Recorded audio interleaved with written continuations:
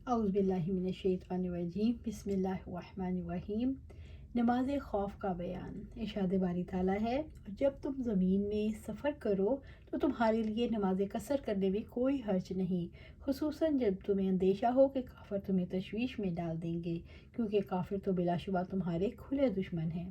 اور جب آپ مسلمانوں میں موجود ہوں اور انہیں جنگی حالات میں نماز پڑھانے کے لیے کھڑے ہوں تو ایک گروہ آپ کے ساتھ نماز کے لیے کھڑا ہو اور اپنے ہتھیار پاس رکھیں۔ جب یہ گروہ سجدہ کر چکے تو پیچھے ہٹ جائے اور دوسرا گروہ جس نے ابھی تک نماز نہیں ادا کی آگے آئے اور آپ کے ساتھ نماز ادا کرے۔ انہیں بھی چاہیے کہ اپنا دفاع کا سامان اور ہتھیار اپنے ساتھ رکھیں۔ کافر چاہتے ہیں کہ تم اپنے ہتھیاروں اور سامان دفاع سے غافل ہو جاؤ تاکہ وہ تم پر یکبارگی حملہ کر دیں۔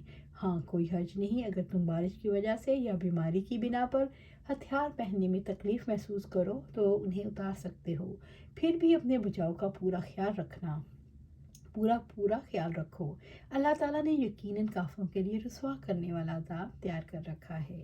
امام زہری رحمۃ اللہ علیہ راوی حدیث شعیب نے پوچھا، کیا نبی صلی اللہ علیہ وسلم نے نماز خوف پڑھی ہے؟ انہوں نے جواب دیا، مجھے سالم نے خبر دی کہ حضرت عبداللہ بن عمر رضی اللہ تعالیٰ عنہ نے فرمایا، میں ایک دفعہ نبی صلی اللہ علیہ وآلہ وسلم کے ہمراہ نجد کی طرف جہاد کے لیے گیا۔ جب ہم دشمن کے سامنے صف آرا ہوئے تو آپ صلی اللہ علیہ وآلہ وسلم نے ہمیں نماز پڑھانے کے لیے کھڑے ہوئے۔ ایک گروہ تو آپ کے ساتھ کھڑا ہوا اور دوسرا گروہ دشمن کے مقابلے میں ڈٹا رہا۔ پھر آپ صلی اللہ علیہ وسلم نے اپنے ہمراہ گروہ کے ساتھ ایک رکوع اور 2 سجدے کیے۔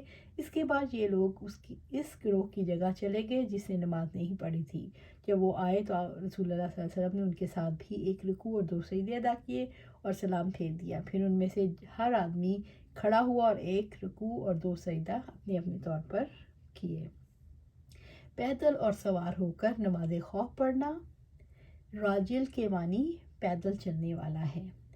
حضرت نافع سے روایت ہے، وہ حضرت ابن عمر رضی اللہ تعالیٰ عنہ سے مجاہد کے قول کی طرح بیان کرتے ہیں، جب مسلمانوں کی دشمن سے مڑ بھیڑ ہو جائے تو کھڑے کھڑے ہی نماز پڑھ لیں۔ البتہ حضرت ابن عمر رضی اللہ تعالیٰ عنہ نے نبی صلی اللہ علیہ وآلہ وسلم سے اضافہ بیان کیا، اگر دشمن زیادہ ہوں تو مسلمان کھڑے کھڑے یا سوار ہو کر، یعنی جس طرح بھی ممکن ہو، نماز پڑھ لیں۔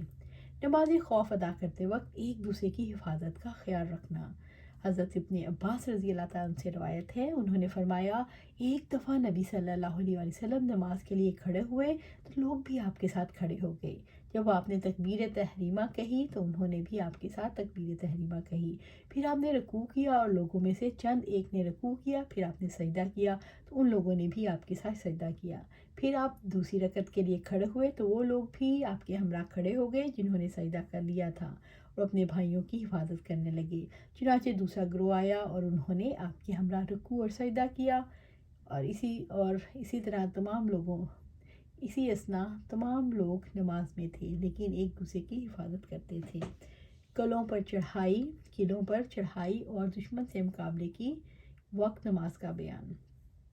امام اوزاعی رحمۃ اللہ علیہ کا بیان ہے، اگر فتح قریب ہو اور مجاہدین نماز پڑھنے پر قادر نہ ہو سکے تو ہر مجاہد الگ الگ اشارے سے نماز پڑھے۔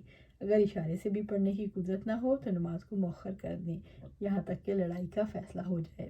مجاہدین محفوظ ہو جائیں تو پھر 2 رکعت ادا کریں۔ اگر 2 رکعت پڑھنے کی فرصت نہ ہو تو 1 رکوع اور 2 سجدہ کر لیں۔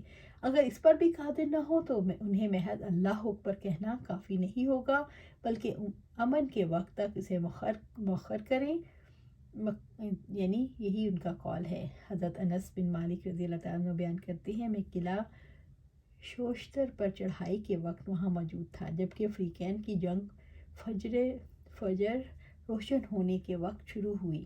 گھمسان کی جنگ جاری تھی۔ مجاہدین نماز صبح ادا کرنے پر قادر نہ تھے، چنانچہ ہم نے نماز فجر کو طلوع آفتاب کے بعد ادا کیا۔ ہم نے حضرت ابو موسیٰ اشعری کے ہمراہ نماز پڑھی جبکہ وہ قلعہ فتح ہو گیا۔ حضرت انس رضی اللہ عنہ نے فرمایا، اس نماز کے عوض ہمیں دنیا اور اس کی تمام چیزیں بھی خوش نہ کر سکیں۔